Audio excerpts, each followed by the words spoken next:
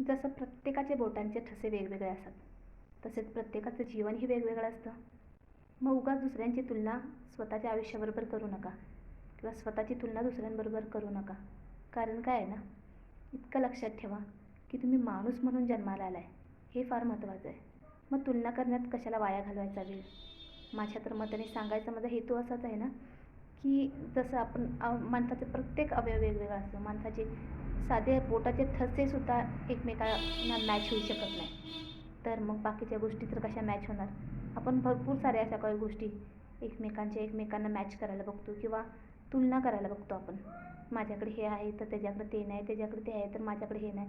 ह्याच्यामध्ये आपण कुठेतरी अडकून जातो आणि होतं काय नाही, त्यामुळे आपल्यालाच त्रास होतो. आपण खूप त्रासामध्ये जातो, डिप्रेशनमध्ये सुद्धा जातो.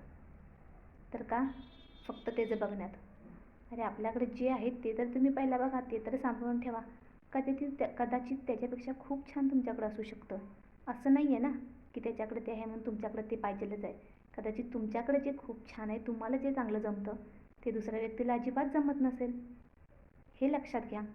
आणि तेव्हा तुम्हाला खूप छान वाटेल ती गोष्ट ऐक, जेव्हा तुम्हाला असं वाटेल की मला हे येते पण त्या पुढच्या व्यक्तीला तर ते येतच नाही. ते जेव्हा तुम्हाला माहिती पडेल ना, तेव्हा खूप छान वाटेल तुम्हाला आतून. म्हणून स्वतःची तुलना दुसऱ्यांबरोबर करू नका. जिथं आपले साधे हाताचे ठसेसुद्धा, बोटांचे ठसेसुद्धा मॅच होत नाहीत, तिथं बाकीच्या गोष्टी तर लांबच राहिल्या. सांगण्याचा उद्देश इतकाच आहे की फक्त माणसाने एकमेकांबरोबर कोणत्याच गोष्टीमध्ये कॉम्पिटिशन करू नये. हां, तुम्हाला जमतं आहे ते तुम्ही करा.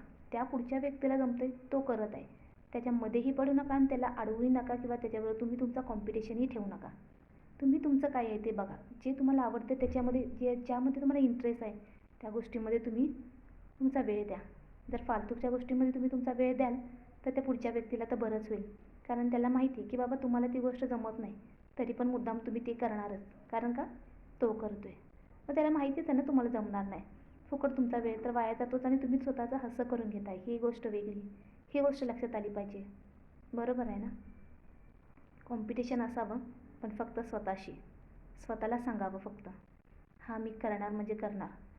कुठलंही टेन्शन, कुठलंही डिप्रेशन मला अडवू शकत नाही. ही गोष्ट मी करणार आहे आणि ही मी मिळवणार आहे आणि मी दाखवून देणार आहे.